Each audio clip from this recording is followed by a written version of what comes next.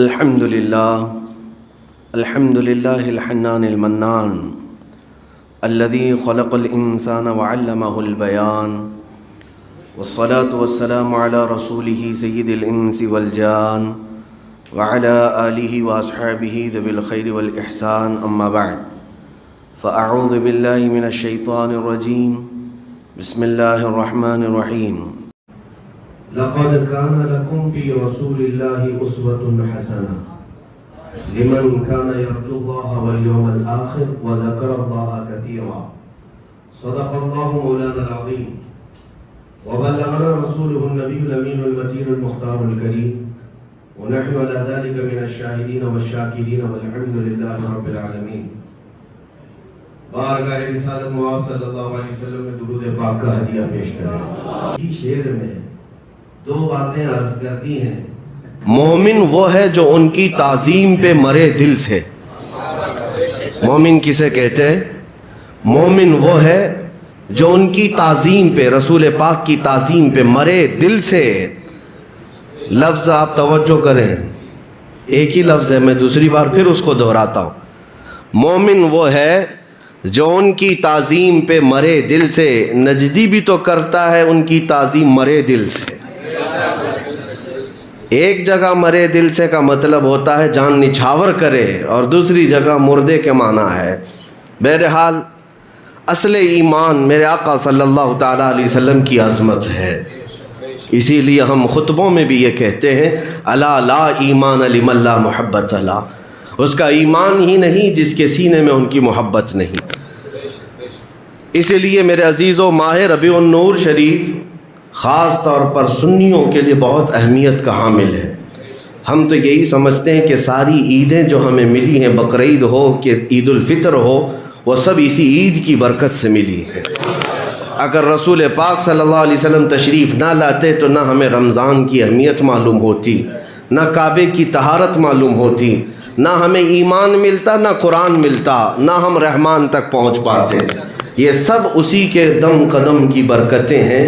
اسی کو تو اقبال نے کہا تھا، ہو نہ یہ پھول تو بلبل کا ترنم بھی نہ ہو نہ یہ پھول تو بلبل کا ترنم بھی نہ ہو، چمن دہر میں کلیوں کا تبسم بھی نہ ہو نہ یہ ساقی تو میں بھی نہ ہو، خم بھی نہ ہو، بزم توحید دنیا میں نہ ہو، تم بھی نہ ہو. یا رسول اللہ، خیمہ افلاک کا استادہ اسی نام سے ہے، نبض ہستی تپش آمادہ اسی نام سے ہے. دشت میں دامن کوہسار میں میدان میں ہے، بحر میں موج کی آغوش میں طوفان میں ہے، چین کے شہر مراکش کے بیابان میں ہے، اور پوشیدہ ہر مسلمان کے ایمان میں ہے. وہی نام پاک ہر جگہ موجود ہے. اگر اس نام کو اپنی زندگی سے الگ کرو گے تو کچھ نہ رہ جائے گا، کچھ نہ رہے گا. وہ جو نہ تھے تو کچھ نہ تھا، وہ جو نہ ہو تو کچھ نہ ہو. جان ہے وہ جہان کی، اور جان ہے تو جہان ہے. اگر حضور پاک صلی اللہ تعالیٰ علیہ وسلم جانے کائنات ہے تو جان کا ذکر بار بار ہونا بھی چاہیے.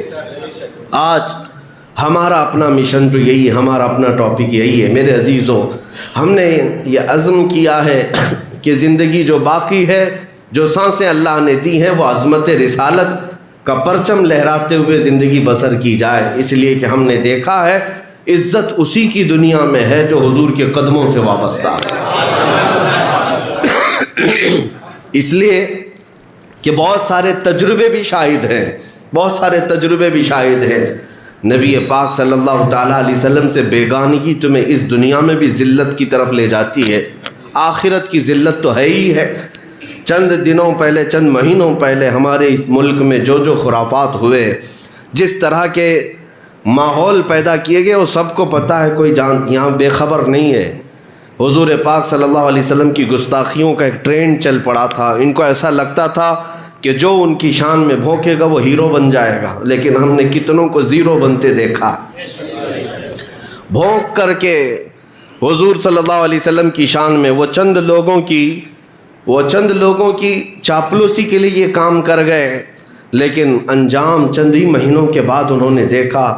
لکھنؤ سے، دلی سے کچھ ایسے اپنے گوفوں سے نکلے ہوئے کتوں کو ہم نے دیکھا حضور کی شان میں گندی کتاب لکھ کر کے ایک ناپاک شخص جو پوری دنیا بھر میں یہ مشہور کرنا چاہتا تھا کہ میں محمد کی حقیقت بتاتا ہوں، قرآن کو بدل کر کے نیا قرآن لانے کی کوشش کیے۔ چند مہینوں کے بعد پھر سمجھ میں یہ آیا کہ دین بھی گیا، نام بھی گیا، خاندان بھی گیا، پھر جیل بھی گیا۔ واپس آیا تو پتہ چلا کہ اب کے کرنٹ سچویشن یہ ہے کہ لوگوں سے یہ بار بار ریکویسٹ کر رہا ہے کہ مجھے میری جان کا خطرہ ہے، مجھے میرا گھر دیا جائے، مجھے حفاظت دی جائے، سیکیورٹی دی جائے، اور کبھی سڑکوں پر سوئے ہوئی تصویریں آ جاتی ہیں۔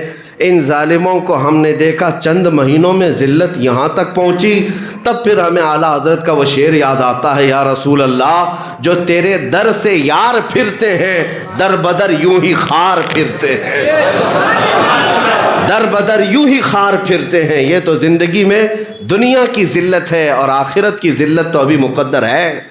اسی لیے میرے عزیزو، لیکن اللہ کا کروڑا شکر و احسان ہے، کروڑا شکر و احسان ہے۔ آپ پریکٹیکلی دیکھ سکتے ہیں آج کی زندگی میں گستاخیاں کرنے والے چھپ چھپ کر کے پھرتے ہیں، مجبور ہیں۔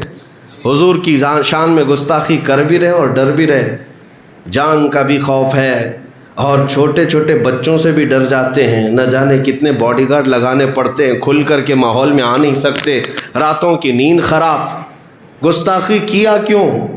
اور اس کے بعد حالت زندگی کی ایسی ہو گئی کہ لوگوں کے سامنے آ نہیں سکتے، چھپتے چھپاتے، پتہ نہیں بتاتے۔ لیکن اللہ کا کروڑا احسان ہے، حضور صلی اللہ علیہ وسلم کی عظمت بیان کرنے والا مجھ جیسا ایک ادنا غلام دیکھو ہزاروں کے مجمع میں تنہا گھومتا رہتا ہے، اور جہاں پر بھی جائیں اللہ نے عزت بخشی ہے، جس جگہ جائیں عزت بخشی ہے۔ کوئی ایسا خطہ میں نے ہندوستان میں نہیں دیکھا جہاں ہم جا رہے ہوں اور پھول نچھاور نہ کیے جا رہے ہوں۔ یہ اسی لیے نہیں کہ میں کسی بڑے باپ کا بیٹا ہوں، جو عزت ملتی ہے وہ رسول اللہ کے قدموں سے ملتی ہے۔ ان کی بات کرو اور ہر دل پہ راج کرو۔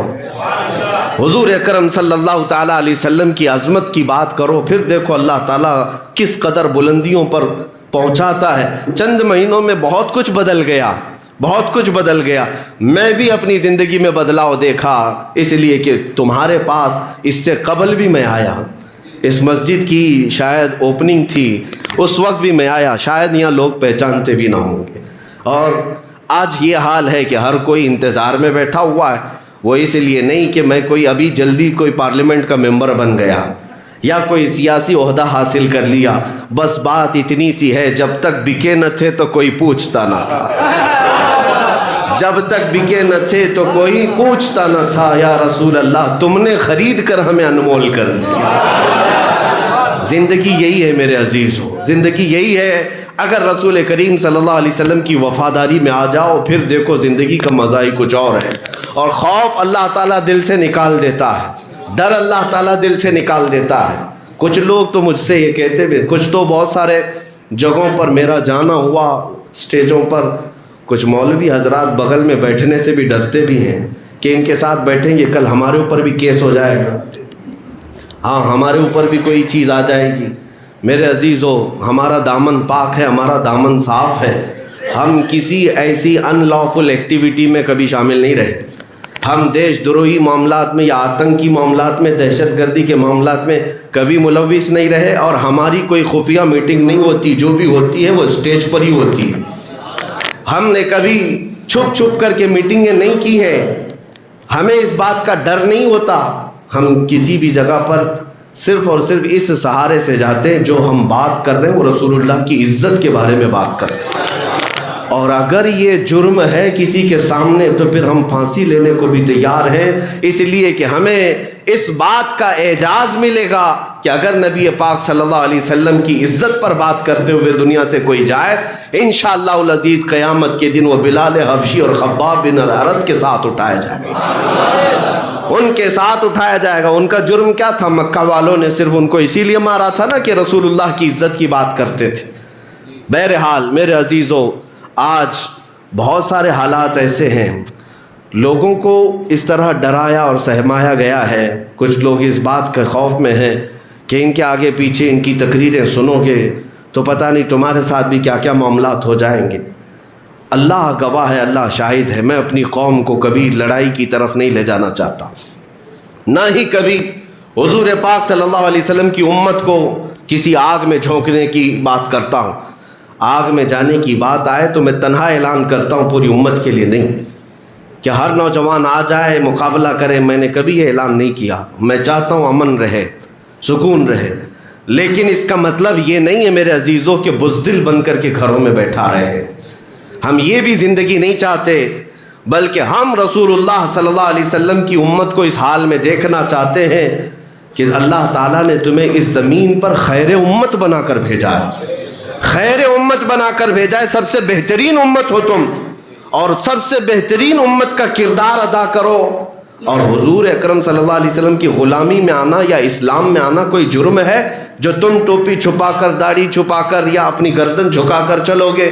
نہیں، اسلام میں آنا یہ سب سے بڑے فخر کی بات ہے، سب سے بڑے فخر کی بات ہے، اس لیے کہ اللہ نے میری پیشانی کو ایرے غیرے کے سامنے جھکنے سے بچایا۔ ہماری پیشانی جھکتی ہے تو صرف اس کی بارگاہ میں جس نے خود ہمیں پیدا کیا، ہم اس کی بارگاہ میں پیشانی جھکاتے ہیں۔ کیا یہ تمہارے لیے اعزاز نہیں؟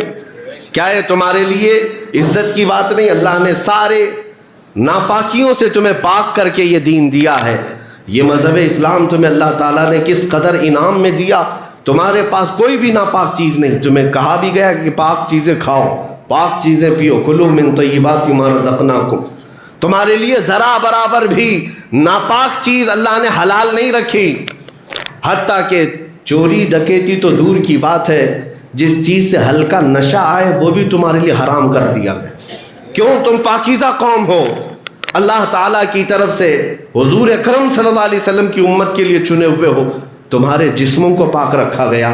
آپ دوسری جگہ پر جا کر کے دیکھ لیں، طہارت کے مسائل اتنے کسی بھی جگہ پر نہیں ملیں گے جتنے آپ کو مذہب اسلام میں ملیں۔ طہارت کے مسائل، ارے کوئی چیز چھوٹی سی پیشاب کا قطرہ لگ جائے تو کیا کریں، پکانا لگ جائے تو کیا کریں، فقہ کی کتابیں اٹھا کر کے دیکھیں آپ، ہر جانور کے متعلق اس میں مسائل لکھے ہوئے ہیں۔ کبوتر کی بیٹ لگ جائے، چڑیا کی بیٹ لگ جائے، چوہے کی بیٹ لگ جائے، یا کسی جانور کا، بڑے حرام جانور کا پکانا یا اس کا تھوک لگ جائے، ہر ایک کے لیے مسائل کیا کیا ہیں، پوری پوری کتابیں لکھی ہوئی ہیں، اس پر پوری کتابیں ہیں۔ تمہارے آستین پر لگ جائے، تمہارے جبے پر لگ جائے تو پاک کیا ہے؟ عزیزان گرامی، آپ اندازہ کرو کہ تمہیں اللہ تعالیٰ پورا کتنا پاک رکھنا چاہتا ہے۔ ان اللہ یحب التوابین ویحب المتطہرین، قرآن میں اللہ فرماتا ہے وہ پاک لوگوں کو پسند فرماتا ہے۔ تم پاکیزہ قوم ہو، اور اتنا ہی نہیں، تمہارے کپڑوں کو بھی پاک۔ آج تک مجھے بتاؤ ان مسجدوں کو ہم کس قدر ستھرا رکھتے ہیں، جتنا اپنے گھروں کو بھی نہیں رکھتے۔ کیوں؟ یہاں ہماری پیشانیاں جھکتی ہیں، حتیٰ کہ اگر مسجد میں بیٹھا ہوا کوئی بندہ اپنی آنکھ کا کیچڑ یا ناک کا کیچڑ نکال کر مسجد میں ڈالے تو اس کو بھی حرام قرار دیا گیا۔ فرمایا گیا کہ مسجد کو اتنی ہی تکلیف ہوتی ہے جتنا تمہاری آنکھوں میں جانے سے کچرا جانے سے تکلیف ہوتی، مسجد کو تکلیف ہوتی ہے کوئی کچرا بھی ہلکا سا ڈالتے ہو۔ یہ زمینیں اللہ نے تمہارے پاک رکھا، یہ زمینوں کو اللہ نے تمہارے لیے پاک رکھا، تمہارا لباس پاک، تمہارا رزق پاک، یہاں تک کہ تمہیں زندگی گزارنے کے لیے یہ نہیں کہا گیا جس کو بھی دیکھو جنگل کی طرح جاؤ، عورتیں پکڑو اور اپنی عیش کرو، نہیں، وہ بھی ایک حلال راستہ دیا گیا۔ جو تمہیں پسند آئے اس کے ساتھ نکاح کرو اور زندگی گزارو، اولاد ہوں، یہ حلال راستہ تمہیں دیا گیا۔ نہ تمہیں زنا کی طرف بھیجا گیا، نہ شراب کی طرف بھیجا گیا، نہ تمہیں جوئے کی طرف بھیجا گیا، یہاں تک کہ مال کو بڑھا کر کے لینے کی بھی اجازت نہیں دی گئی۔ یہ تمام چیزیں کس بات کی علامت ہے معلوم ہے میرے عزیزو؟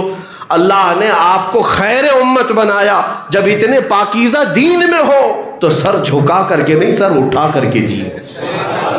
عاجزی و انکساری اللہ کی بارگاہ میں۔ لیکن دنیا کو یہ کبھی بھی آپ دنیا کے ان ظلموں کو دیکھ کر یہ فیل نہ کریں کہ مجھے لوگ مجرم سمجھتے ہیں، مجھے لوگ آتنکی سمجھتے ہیں، مجھے لوگ دہشت گرد سمجھتے ہیں۔ تم ان سے سرٹیفکیٹ لینے کی امید مت رکھو۔ اگر آپ اپنے جسم کے 4 ٹکڑے بھی ان کتوں کے سامنے رکھ دو تب بھی وہ تمہیں دہشت گرد ہی کہیں گے۔ ان کے دماغوں میں جو باتیں بیٹھی ہوئی ہیں وہ تمہارے چہرے سے نہیں ہے، وہ تمہارے دین سے ہے۔ اس لیے آپ اپنے دین پر مستقیم رہو، استقامت کے ساتھ رہو۔ اللہ نے اسی میں عزت بخشی ہے، اسی میں عزت بخشی ہے۔ میں نے تاریخ میں پڑھا ہے میرے عزیز، چند لوگ نبی پاک صلی اللہ علیہ وسلم کے غلام مکہ سے ہجرت کر کے جب جا رہے مدینے، صحابہ کی تعداد بہت تھوڑی سی تھی، 200 کے قریب بھی تعداد نہیں تھی۔ جب مکہ سے ہجرت کر کے مدینے جا رہے تھے، اس وقت جانتے ہیں کئی صحابہ کے گھر چھوٹ گئے، ان کی جائیدادیں رہ گئیں، ان کی زمینیں رہ گئیں، گھر بار چھوٹ گیا اور مدینے جا رہے ہیں بغیر گھر کے نئے گھر پر۔ اس وقت وہ صحابہ اعلان کیا کر رہے تھے جانتے ہیں؟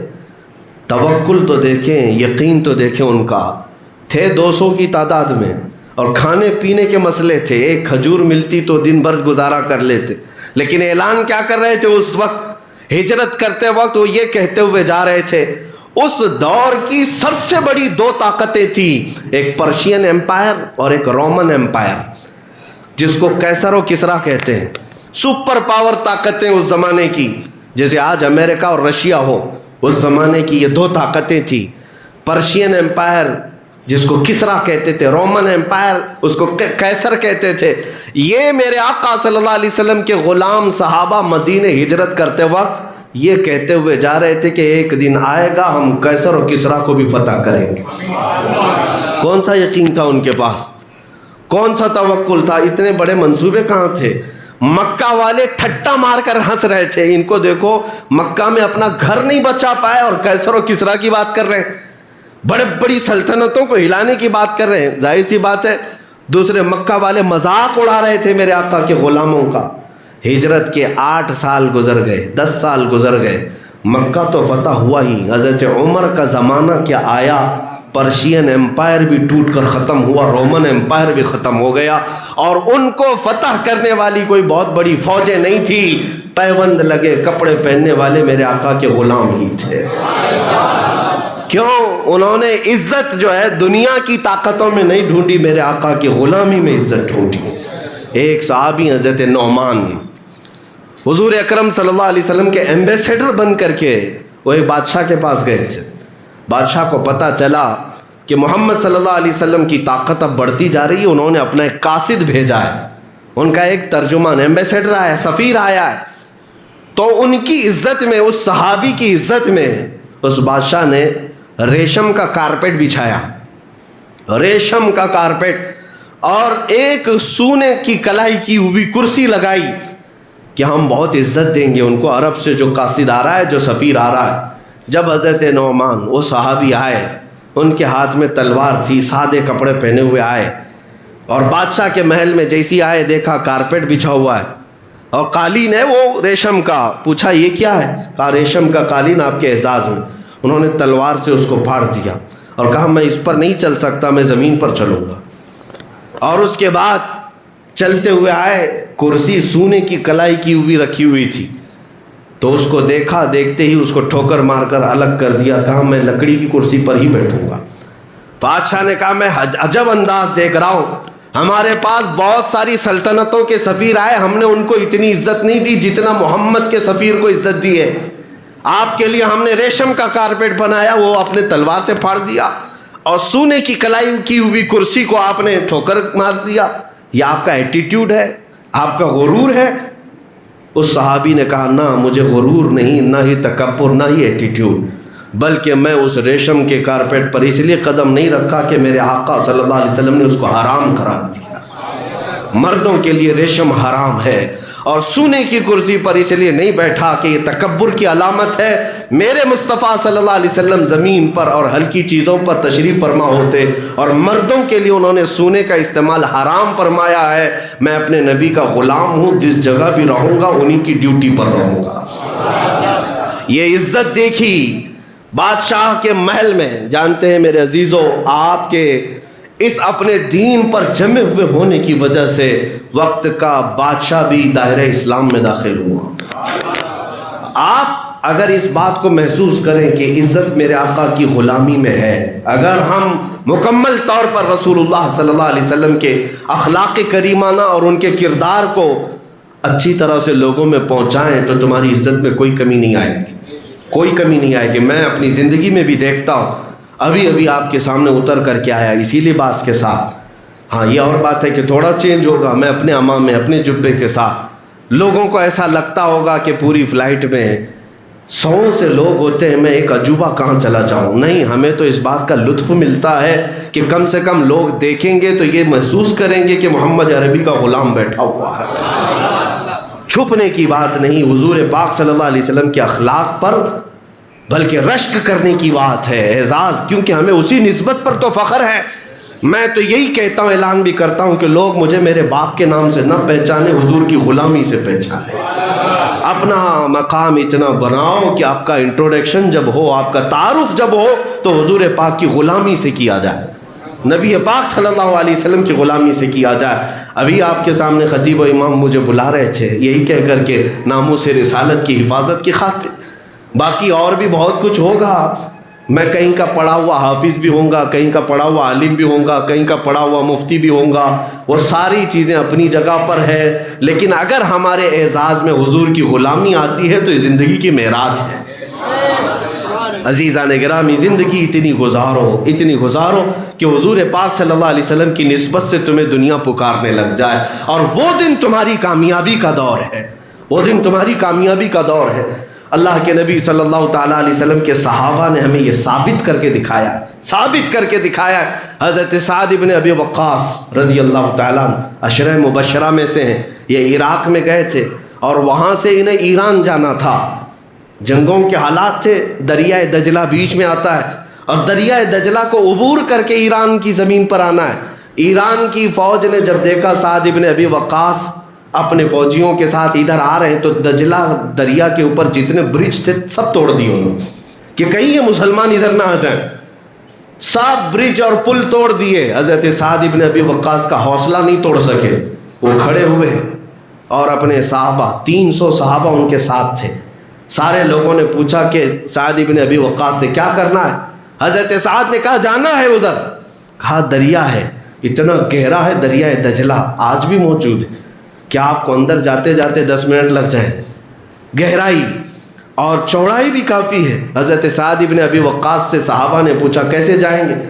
کہا کہ سب اپنے اپنے گھوڑے لے لو اور دریا پہ ہی ڈال دو، اور جب دریا کے پانی میں تمہارے گھوڑے چلنے لگیں تو یہ اعلان کرتے ہوئے چلے جاؤ میں رسول عربی صلی اللہ علیہ وسلم کا غلام ہوں، محمد عربی کا غلام ہوں. اگر بچانا ہو تو مولا بچا دے گا، ہمارے لیے راستے کشادہ کر دے گا. ان کا عزم تھا، یقین تھا، توکل تھا. تاریخ طبری آج بھی موجود ہے، اٹھا کر دیکھ لینا. جب یہ 300 صحابہ سعد ابن ابی وقاص کے ساتھ دریائے دجلہ میں کود پڑے تو وہ چلتے ہوئے ایسے جا رہے تھے جیسے خشک زمین پر چلتے ہوئے جا رہے ہیں، اور دریا عبور کر کے وہ ایران کی سرحد پر بھی آ گئے. ایرانی فوجیوں نے ایک تاریخی بات کہی تھی اس دن، وہ جملہ آج بھی نقل کیا جاتا ہے. انہوں نے حیرت میں اور ہیبت میں یہ کہا تھا دیواں آمدن انسان نہ آمدن، یہ انسان نہیں آئے ہیں، یہ جنات آئے ہوئے ہیں جو پانی پر بھی چل رہے ہیں. بلکہ ہم یہ بتانا چاہتے ہیں محمد عربی صلی اللہ علیہ وسلم کی غلامی اگر سچے دل سے ہو جائے، مولا خشکیوں پر بھی اور تریوں پر بھی تمہاری حکومت قائم فرمائے. انہی کا تو نعرہ تھا ٹل نہ سکتے تھے، جنگ میں اگر اڑ جاتے تھے، پاؤں شیروں کے بھی میدان سے اکھڑ جاتے تھے، حق سے سرکش ہوا کوئی تو بگڑ جاتے تھے، ارے تیغ کیا چیز ہے ہم توپ سے بھی لڑ جاتے تھے. دشت تو دشت ہے دریا بھی نہ چھوڑے ہم نے، بحر ظلمات میں دوڑا دیے گھوڑے ہم نے. نبی پاک صلی اللہ تعالیٰ علیہ وسلم کی طرف اب میں چند باتیں یہ عرض کرنا چاہوں گا. اے میرے عزیزو نوجوانوں، میرے پیغامات صرف اور صرف اس لیے نہیں ہیں کہ تم خالی نعرے لگاؤ. مجھے اپنے دل پر ہاتھ رکھ کر کے بتاؤ کیا نبی پاک صلی اللہ علیہ وسلم کی زندگی کامل ہے یا نہیں ہے؟ کیا ان کی زندگی میں کوئی نقص ہے، کوئی عیب ہے؟ جب مکمل زندگی ان کی کامل انسان کی زندگی ہے تو مجھے بتاؤ کیا وہ ہمارے لیے سب سے بہترین آئیڈیل نہیں ہے تو اور کون ہے؟ اور قرآن نے یہی کہا لقد کان لکم فی رسول اللہ اسوۃ حسنہ، تمہارے لیے سب سے بہترین نمونہ زندگی گزارنے کے لیے وہ رسول اللہ کی زندگی ہے. رسول اللہ کی زندگی تمہارے لیے سب سے بہترین نمونہ ہے. آج ہمارے نوجوان اخلاق اور کردار سیکھنے کے لیے پتہ نہیں کہاں کہاں جا رہے ہیں.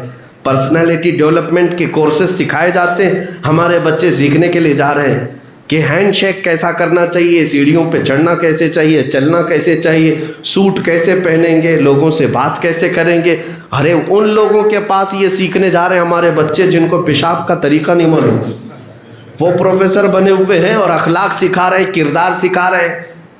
حیرت کی بات ہے وہ نوجوان ہمارا بچہ اخلاق سیکھنے وہاں جا رہا ہے، جبکہ تجھے معلوم ہونا چاہیے کائنات کے سب سے اعلیٰ اخلاق میرے مصطفیٰ کے تھے۔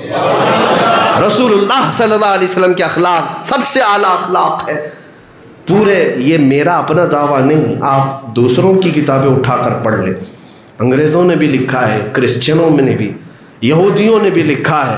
نبی پاک صلی اللہ علیہ وسلم کے اخلاق میں اگر رائی کے دانے کے برابر بھی عیب آ جاتا تو 40 سال مکہ والے حضور کو چھوڑتے نہیں، اور جتنے بھی حضور کے ساتھ اذیتیں کی گئیں، حضور پاک صلی اللہ علیہ وسلم کا سوشل بائیکاٹ کیا 3 سال تک ملنا جلنا مکہ والوں نے بند کر رکھا تھا۔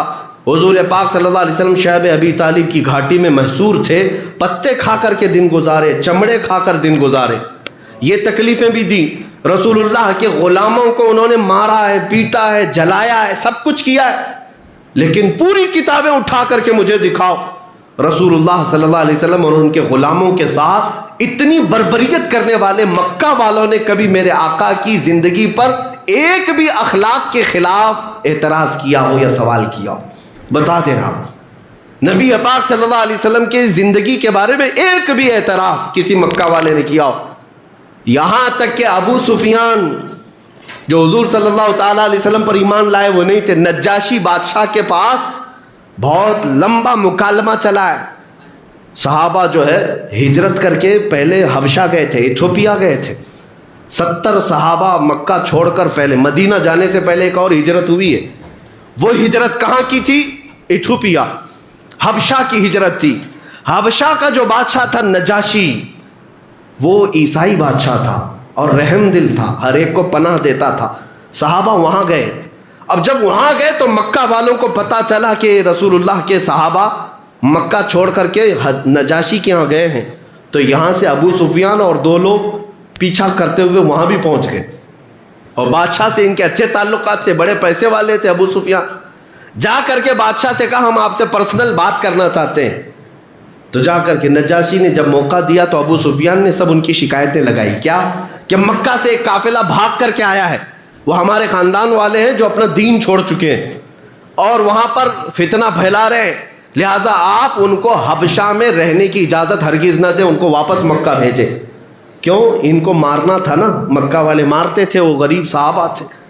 تو نجاشی رحم دل کے ساتھ ساتھ عادل بھی تھا، اس نے شکایت تو سن لیا اپنے متر کی جو تجارت میں پارٹنر بھی رہے ہوں گے یا بڑے پیسے والے تھے ابو سفیان۔ نجاشی نے کہا ٹھیک ہے تمہاری بات اپنی جگہ پر، وہ جو بھاگ کر کے میرے ملک میں پناہ لینے آئے ان کی بھی بات میں ایک بار سن لوں گا، وہ کیا کہتے ہیں میں وہ بات سن لوں گا۔ ان کو بلایا گیا، بلانے کے بعد وہ صحابہ میں جب آگے بڑے حضرت جعفر تیار تھے، نجاشی نے پوچھا بتاؤ تمہارا دین کیا ہے، تم کیوں مکہ والوں کا دین چھوڑ کر کے نئے دین پر آئے ہو، تمہارے دین کا میسج کیا ہے؟ انہوں نے ایک ہی جملے میں کہا ہمارے پاس وہ رسول آیا ہے جس نے ہمیں بندوں کی عبادت سے نکال کر خالق کی عبادت میں لگا دیا ہے۔ اب تک جو ہے مخلوق کی عبادت کرتے تھے، پتھروں کی، درختوں کی، اور وہ صحابی حضرت جعفر کہنے لگے ہمارے پاس وہ رسول آیا ہے جس نے مخلوق کی عبادت سے ہمیں نکال کر خالق کی عبادت میں لگا دیا۔ نجاشی چونکہ خود ایمان والا تھا، عیسائی تھا، مذہب عیسائیت میں جو ایمان رکھتے تھے، اس کی دل میں یہ بات اثر کر گئی۔ اس کے بعد پھر اب اس نے جو سوالات شروع کیا، ابو سفیان کو بلایا، کہا میں چند سوالات کرتا ہوں جواب دو۔ ابو سفیان سے پوچھا بتاؤ وہ جن کے بارے میں تم شکایت لے کر کے آئے ہو کیا وہ کبھی جھوٹ بولتے تھے یا انہوں نے کوئی جھوٹی باتیں کہی ہیں؟ ابو سفیان کہتے ہیں کہ میرے دل میں تھا کہ چاہوں تو یہاں حبشہ میں ہوں کچھ کہہ دوں، لیکن دل گوارا نہیں کیا کیونکہ عرب والے میرے بارے میں کیا سوچیں گے، محمد نے کبھی جھوٹ کہا نہیں اور ابو سفیان نے جھوٹ کہہ دیا۔ اس لیے نجاشی کے بارے وہاں پر دربار میں سچ سچ کہا کہ نہیں آج تک کبھی ہم نے محمد سے جھوٹ سنا ہی نہیں. یہ کون کہہ رہے ایمان نہیں ہے, یہ کہنا پڑا. نجاشی نے پھر پوچھا, جو سوالات ہیں وہ بہت سارے سوالات ہیں, حدیث بڑی طویل حدیث ہے. نجاشی نے پوچھا اچھا یہ بتاؤ کہ ان کے خاندان میں کوئی بادشاہ تھا جس کی وجہ سے وہ بادشاہت کے لیے اگر ایسا کر رہے ہوں؟ ابو سفیان نے کہا نہیں, ان کے خاندان میں بادشاہ کوئی نہیں تھا. پھر پوچھا نجاشی نے تمہارے عرب میں مکہ میں وہ ایک چھوٹی برادری کا آدمی ہے, چھوٹے خاندان کا آدمی ہے, یا تمہارے مکہ میں موجود سب سے افضل خاندان میں آیا ہے؟ ابو سفیان کہتے نہ چاہتے ہوئے بھی مجھے کہنا پڑا ہمیں سب سے افضل قریش خاندان میں ہی وہ پیدا ہوئے. جتنے سوالات نجاشی نے کیے سب ابو سفیان کو بتانا پڑا. اور اس کے بعد باہر نکل کر کے آئے ابو سفیان. جب تقریباً 17 سوالات نجاشی نے کیا تو اس کے بعد نجاشی بادشاہ کیا کہتا ہے؟ کہتا ہے قسم خدا کی اگر وہ رسول یہاں ہوتے میرے سامنے میں ان کے پیروں کو دھو کر پانی خود پی لیا کرتا, میں ان کے پاؤں دھوتا اور پانی لیتا. اور پھر وہ نجاشی خود دائرہ اسلام میں داخل. عزیزان گرامی وقار, میں یہ باتیں اس لیے عرض کر رہا ہوں, دنیا ہزار پروپیگنڈا پھیلائے میرے آقا صلی اللہ علیہ وسلم کے اخلاق کے بارے میں, لیکن اللہ تعالیٰ میرے نبی کے اخلاق کو غالب کر کے رہے گا, غالب کر کے رہے گا. بس آج ضرورت یہ کہ ڈرے سہمے ہم دوسری جگہ چھپنے کی کوشش کرتے ہیں, تھوڑا نیوٹرل بن جائیں گے, لوگوں میں عزت ہو جائے گی, کچھ نہیں ہوگی. ان کا حال یہ ہوتا ہے کہ نہ ادھر کے رہے نہ ادھر کے رہے, کبھی نہیں ہو پاتے. اگر کاش میرے مصطفیٰ صلی اللہ علیہ وسلم کی طرف کھل کر کے رہے. ہم غلام ہیں حضور کے, کہنے میں کون سی بات ہے, کہنے میں کون سا ڈر ہے. حضور پاک صلی اللہ علیہ وسلم کا صدقہ کھاتے ہیں اور ان کی غلامی کا دم بھرتے ہیں, تو چاہے جہاں پر بھی رہے ہم کھل کر کے کہیں.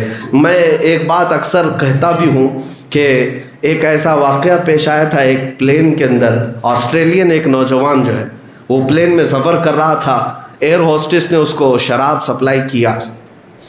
انٹرنیشنل فلائٹس میں یہ شراب دینا عام سی بات ہے.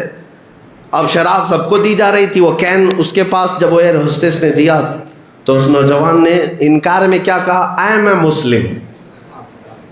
اتنا کہہ دیتا کہ مجھے نہیں پینا ہے تو یہ بھی جواب تھا, لیکن جواب میں اس نے کیا کہا, میں مسلمان ہوں. تو یہ کچھ لوگوں کو چبھ جاتا ہے, بھائی نہیں پینا تھا تو نہ پیو, لیکن یہ کیوں کہہ رہے ہو کہ مسلمان ہوں. اس نے یہ ثابت کرنا چاہا شراب اور مسلمان دو اپوزٹ چیزیں ہیں, دو اپوزٹ چیزیں ہیں, یہ ہو ہی نہیں سکتا مسلمان ہو اور پھر یہ پی رہا ہو.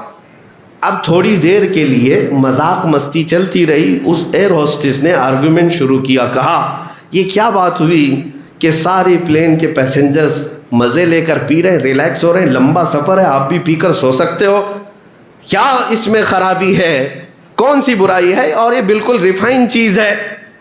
اس نے جب زیادہ آرگیو کرتے ہوئے دیکھا تو اس ایئر ہوسٹس سے کہا ٹھیک ہے یہ شراب پہلے پائلٹ کو پلاؤ, پائلٹ کو پلاؤ, اگر وہ پیتا ہے تو بعد میں دیکھا جائے گا.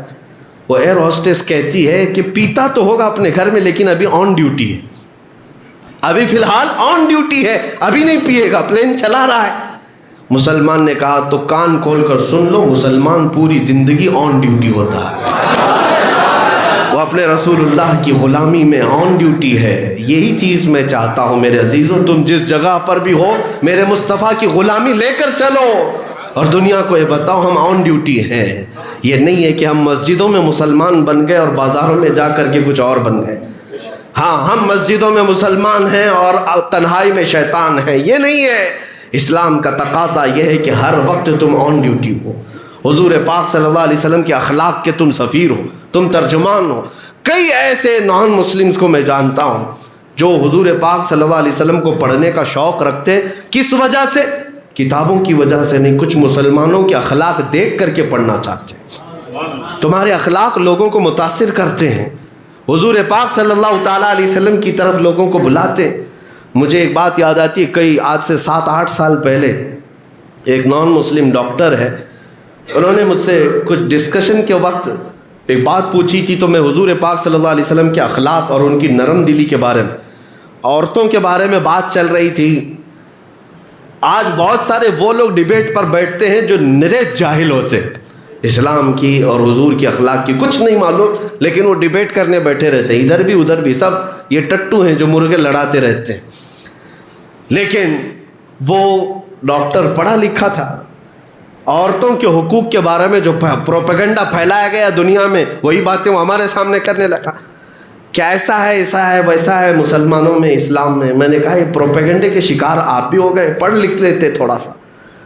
کہا ایک حدیث میں تمہیں بتا دیتا ہوں، ٹائم کم تھا. رسول اللہ صلی اللہ علیہ وسلم ایک جگہ سے گزر رہے تھے، صحابہ ساتھ میں تھے، رات کا وقت تھا. ایک گھر پر روشنی پڑ رہی تھی، ایک گھر پر خاص روشنی پڑ رہی تھی. صحابہ رک گئے اور پوچھا یا رسول اللہ صلی اللہ علیہ وسلم یہ ایک ہی گھر پر آج رات اتنی روشنی کیوں ہے؟ حضور پاک صلی اللہ علیہ وسلم رک گئے اور فرماتے جاؤ، صحابہ سے کہتے جا کر دیکھ لینا اس گھر میں یا تو کسی یتیم بچے کی پرورش ہو رہی ہوگی یا تو آج ہی اس گھر میں بیٹی کی پیدائش ہوئی ہوگی. یہ رحمت کی جو نور کی برسات اس گھر پر ہے، ان دو میں سے کوئی ایک چیز ہوگی. صحابہ کہتے ہم گئے اس گھر کو یعنی کھٹکھٹائے، معلوم کیا تمہارے گھر میں آج کچھ نئی بات ہوئی ہے. گھر والے خوشی کا اظہار کرتے ہوئے کہتے ہمارے گھر میں آج بیٹی پیدا ہوئی. میں نے یہ حدیث اس کو بتایا تھا کہ وہ رسول ہیں جنہوں نے آسمان سے اترنے والی رحمتیں بھی بیٹیوں کے لیے مختص فرمائی ہیں. تم ان عورتوں کے حقوق کی بات کرتے ہو. اتنی سی بات اثر کر گئی. آج 7 سال ہو گئے، آج 7 سال تقریباً ہو گئے. وہ ڈاکٹر نے خود باضابطہ یہ کہا کہ مولانا میں نے آپ کے رسول صلی اللہ علیہ وسلم کی مکمل بایوگرافی، سیرت مکمل طور پر بڑی بڑی کتابوں میں اب تک 3 بار ختم کر چکا ہوں. 3 بار میں حدیثوں کے ساتھ ان کی سیرت پڑھ چکا ہوں، اور جب پڑھتا ہوں تو ان کی عظمت میرے دل میں اور بڑھتی چلی جاتی ہے. عزیزان گرامی، بہت سارے ایسے اوقات ہیں جب تم اپنے اعمال سے، اپنے اخلاق سے دوسروں کو میرے نبی تک پہنچا سکتے ہو، حضور پاک صلی اللہ علیہ وسلم تک پہنچانے کا تم ذریعہ بن سکتے ہو. لیکن بعض لوگوں کے حالات ایسے بھی ہوتے ہیں جو حضور سے لوگوں کو دور کر دیتے ہیں، دور کر دیتے. تمہاری ذمہ داری اتنی ہونی چاہیے، آج راستے پر چلو تو اتنا سوچ کر چلو کہ میرے غلط قدم سے کوئی مجھے تانا نہیں دے گا. اگر میرے نبی تک انگلی اٹھا دیا تو کتنی بری بات ہے، کتنی بری بات ہے. میرے غلط قدم کی وجہ سے اگر میرے نبی کو کوئی گالی دیتا ہے، کوستا ہے، تو یہ میرے لیے مر جانا بہتر ہے. میرا اس طرح کا عمل، میرا مر جانا بہتر ہے اس سے زیادہ کہ اگر کوئی حضور تک انگلی اٹھایا. یہ صحابہ کا شوق یہی تھا کہ وہ اپنی زندگی کو جس قدر ریسپانسبل گزارا کرتے تھے، ذمہ داری کے ساتھ. ہر وقت ان کے ذہن میں یہ بات ہوتی تھی کہ ہم رسول کے غلام ہیں، کوئی حضور تک انگلی نہ اٹھائے. ایک واقعہ ایسا پیش آیا تھا حضرت عمر کے زمانے میں. ایک قرض خواہ، ایک آدمی قرضے میں ڈوبا ہوا تھا، اور اس پر ایک صحابی نے قرضے کا مقدمہ حضرت عمر کے پاس کر دیا، سیدنا عمر ابن خطاب کے پاس، کہ یہ آدمی میرا مقروض ہے، دیتا نہیں. حضرت عمر نے اس کو بلایا. اس نے کہا غریب بہت ہوں، پیسے کچھ بھی نہیں ہیں. حضرت عمر نے کہا نہیں، بہت دن ہو گئے، اب تجھے ٹائم دیا جاتا ہے، اب یہیں پر تجھے قید کر دیں گے. اس آدمی نے کہا، اجنبی تھا، مدینے میں اجنبی تھا، کہا کہ امیر المومنین 2 دن کا ٹائم دے، میں یہ صحابی کا قرضہ کہیں سے لا کر چکا دوں. کہا ابھی تو پکڑا گیا ہے اور تو یہاں سے جائے گا، تیری ضمانت کون لے گا؟ کوئی ہے جو تمہاری یہاں پر ضمانت لے؟ ایک اجنبی آدمی کی ضمانت کون لے گا؟ کوئی نہیں. پورے مجمع میں دیکھا. اس نے کہا مجھے تو یہاں کوئی پہچانتا نہیں ہے، بس ان کے ساتھ میرے تجارتی معاملات تھے، میں دور گاؤں میں رہتا ہوں. حضرت عمر جب یہ بات دیکھ رہے تھے عدالت میں، حضرت ابو درداء ایک صحابی ہیں، کھڑے ہوتے ہیں، کہتے ہیں امیر المومنین میں اس کی ضمانت لیتا ہوں. حضرت عمر نے کہا اگر وہ نہ آیا 2 دن کے بعد تو جیل میں تم رہو گے ابو درداء. کہا منظور ہے امیر المومنین. کہا ٹھیک ہے، چھوڑ دیا گیا. وہ گیا اپنے وطن اور غائب ہو گیا. 2 دن ہو گئے. دوسرے دن جب عدالت لگ رہی تھی، حضرت عمر نے ابو درداء کو بلایا کہ اب قید خانے میں تو تم جاؤ گے، ایک اجنبی کی ضمانت تم لیے تھے. لیکن جب وہ خوشی خوشی آ رہے تھے عدالت میں، اسی وقت دیکھا کہ وہ قرض خواہ مقروض آدمی بھاگتا ہوا عدالت میں پہنچ گیا.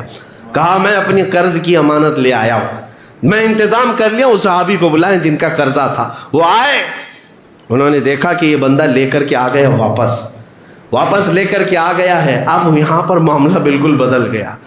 عدالت میں جو ہے اس قرض خواہ کو اس صحابی نے معاف کر دیا کہ قرضہ میں معاف کرتا ہوں, مجھے تجھ سے قرضہ نہیں چاہیے, واپس لوٹانے کی حاجت نہیں, میں نے معاف کر دیا.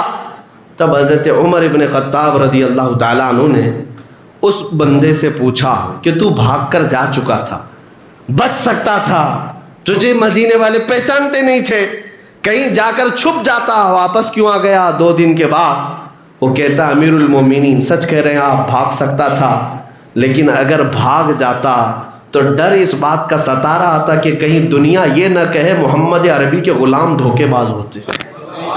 میں رسول اللہ کا غلام, میں رسول اللہ کا غلام ہوں, کہیں کوئی یہ نہ کہہ دے کہ محمد صلی اللہ علیہ وسلم کے غلام دھوکے باز ہوتے ہیں, وعدہ خلافی کرتے ہیں. اس لیے اس ڈر کے ساتھ میں حاضر ہو ہی گیا. حضرت عمر فاروق رضی اللہ تعالیٰ عنہ نے حضرت ابو درداء سے پوچھا, اجنبی آدمی تھا, آپ نے اس کی ضمانت کیوں لے لی؟ آپ کو ڈر نہیں تھا, جیل جا سکتے تھے آپ؟ حضرت ابو درداء نے کہا میں مجمع میں دیکھا سناٹا تھا اور ایک مسکین آدمی, اجنبی آدمی, میں اسی لیے کھڑا ہو گیا, کل کو دنیا یہ نہ کہے محمد عربی کے غلاموں میں رحم دلی ختم ہو گئی ہے, مدد کرنے کا جذبہ ختم ہو گیا ہے, یہ کوئی نہ کہہ دے میرے رسول کو, اس لیے میں کھڑا ہو گیا, میرے آقا کی طرف کوئی انگلی نہ اٹھا. حضرت عمر نے اس صحابی سے پوچھا جنہوں نے قرضہ معاف کیا, کہا 2 دن پہلے تو آپ مقدمہ کیے تھے, آج معاف کیوں کیے؟ کہا کہ جب میں نے دیکھا کہ وہ قرضہ بھی لا چکا اور اس کی ضمانت بھی ایک صحابی لے چکے ہیں اور ان کے معاملات میں نے دیکھا تو دل یہ نہیں مانا کہ کل کو کوئی یہ نہ کہے رسول اللہ کے غلاموں میں معاف کرنے کا جذبہ ختم ہو گیا.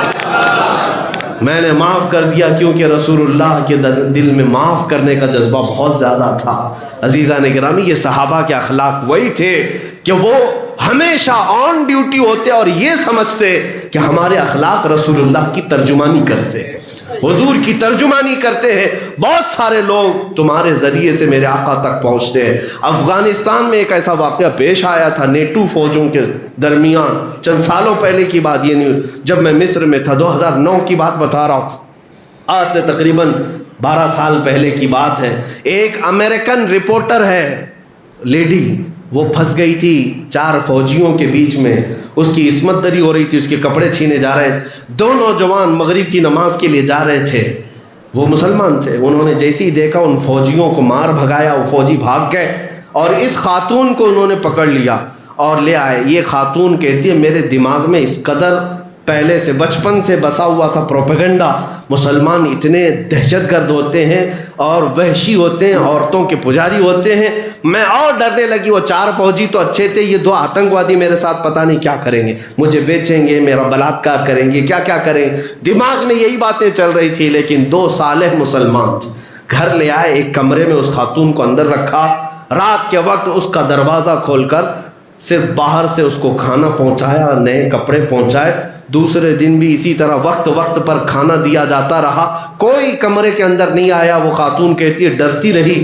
دوسرے دن شام ہونے کو تھی, میرے ایمبیسی کے لوگ آئے, سفارت کے لوگ آئے اور آتے ہی مجھ سے انہوں نے کہا کہ تمہارے ساتھ جو ہوا اس کا ہمیں افسوس ہے. یہ دونوں نوجوان تلاش کرتے کرتے ہمارے ایمبیسی تک تمہارا پتہ دے کر گئے ہیں, ہم تمہاری حفاظت کے لیے آئے, ہم تمہیں اپنے ملک تک صحیح سلامت پہنچائیں گے. اس خاتون کو لے آئے ایمبیسی سے, پھر اس کے بعد اسے اپنے ملک بھیجا گیا. اپنے ملک جانے کے بعد اس نے رپورٹ لکھی, کہا بچپن سے دماغ میں کچھ اور کچرا بھرا گیا تھا, لیکن میں نے حقیقت میں محمد عربی کے غلاموں کو دیکھا ہے, وہ عورتوں کے وحشی نہیں ہوتے. آج میری عزت اگر بچی ہے تو رسول اللہ کے غلاموں کی وجہ سے بچی, اور وہ اسلام کو ایکسیپٹ کرنے کا اعلان بھی کر چکی تھی. میرے عزیزو, تمہارے اخلاق و کردار لوگوں کو میرے آقا تک لے آ سکتے ہیں, حضور تک لے آ سکتے ہیں. لیکن یہ جو عیاشی کے حالات آج جو بنے ہیں, نکڑوں پر رات بھر بیٹھنا, جو یہاں پر عیاشیوں میں ملوث, اور گیم میں تو نہ جانے نشے میں کتنے ہمارے نوجوان برباد ہوتے نظر آ رہے ہیں۔ ان تمام زندگیوں پر آج اگر تم انقلابی اعلان کرو، پھر دیکھو اللہ تعالیٰ تمہاری عزت میں کس قدر بلندیاں عطا کرتا ہے۔ میں اس بات پر گفتگو ختم کرتا ہوں، تقریر کا موقع جمعہ میں اتنا نہیں ہوتا، وقت اتنا تیزی سے گزرتا گیا، مجھے بھی احساس نہیں ہوا۔ اس بات پر میں اپنی گفتگو ختم کرتا ہوں، ادھر ادھر کی بات مت کر، ایک ہی بات کو سمجھ لے کہ محمد سے وفا تو نے تو ہم تیرے ہیں، کہ محمد سے وفا تو نے تو ہم تیرے ہیں، یہ جہاں چیز ہے کیا لوح و قلم تیرے ہیں، اٹھو قوت عشق سے ہر پست کو بالا کر دو، دہر میں نام محمد سے اجالا کر دو۔ وآخر دعوانا الحمدللہ رب العالمین۔